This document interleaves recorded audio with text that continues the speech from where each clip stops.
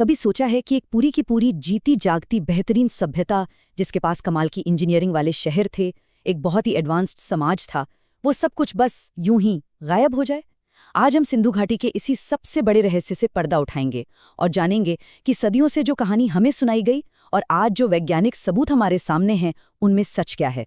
यही वो एक सवाल है जिसने ना जाने कितने ही इतिहासकारों और आर्कियोलॉजिस्ट्स को दशकों तक परेशान किए रखा।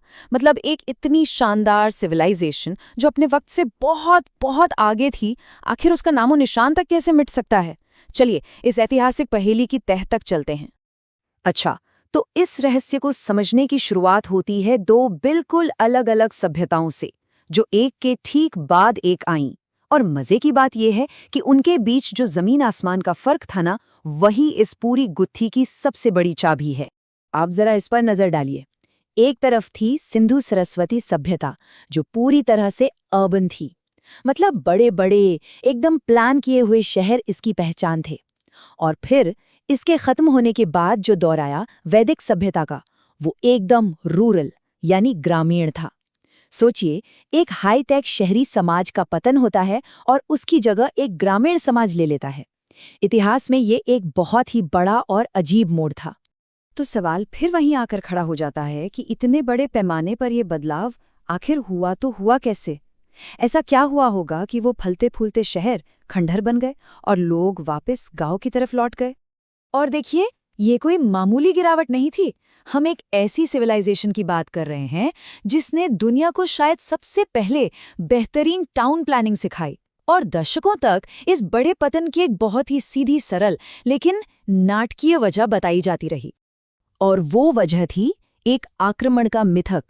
जी हाँ, एक ऐसी कहानी जिसने लगभग 100 साल तक इतिहास की किताबों पर राज किया और हमारी सोच को एक खास तरीके से ढाला।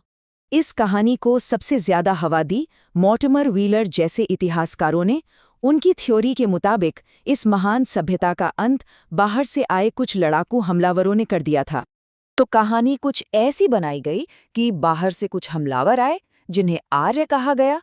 उन्होंने सिंधु घाटी के शांति से रह रहे लोगों को हराया और उनके शहरों को तबाह कर दिया। सुनने में बड़ी आसान और एक्शन से भरपूर कहानी लगती है, पर सवाल यह है कि क्या इसमें सच्चाई थी? और बस यहीं पर कहानी एक जबरदस्त मोड़ लेती है। जैसे जैसे साइंस और टेक्नोलॉजी आगे बढ़ी, इतिहास की इस पुरानी कहानी पर सवाल उठने लगे और सबूत एक बिल्कुल ही अलग हकीकत बयां करने लगे। जरा देखिए, एक तरफ है मिथक और दूसरी तरफ है वास्तविकता। ये सिर्फ दो शब्द नहीं हैं, बल्कि इतिहास को देखने के दो एकदम अलग नजरिए हैं। एक जो शायद कल्पना पर आधारित था और दूसरा जो ठोस सबूतों पर टिका है। तो ये आक्रमण वाली कहानी आखिर झूठी साबित हुई कैसे? इसके पीछे 3 बड़े सबूत हैं। 3 ऐसी बातें जिन्होंने इतिहास का रुख ही मोड़ कर रख दिया। चलिए एक एक करके देखते हैं। सबसे पहली और सबसे मजबूत बात, अगर कोई बहुत बड़ा युद्ध या नरसंहार हुआ होता तो जमीन के नीचे उसके निशान तो मिलते, है ना? जैसे कि बहुत सारे हथियार, जली हुई बस्तियां या सामूहिक कब्रें। लेकिन कमाल की बात यह है कि हजारों साइट्स की खुदाई के बाद भी आर्कियोलॉजिस्ट्स को ऐसा कुछ भी नहीं मिला जो एक बड़े हमले की तरफ इशारा करे। दूसरी बात, जब बाद के इतिहासकारों ने इस पूरी थ्योरी की गहराई से जांच की तो पता चला कि ये जमीनी सबूतों पर कम और कुछ पुरानी धार्मिक किताबों की मनमानी व्याख्या पर ज्यादा टिकी थी। मतलब ये एक अंदाजा ज्यादा था, फैक्ट कम। और तीसरा और सबसे अहम सुराग हमें मिला मॉडर्न साइंस से।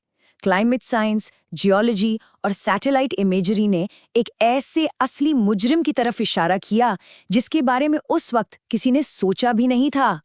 तो अगर आक्रमण की कहानी एक मिथक है, तो फिर असली कहानी क्या है? साइंस ने सिंधु सभ्यता के पतन के बारे में क्या सच हमारे सामने रखा है?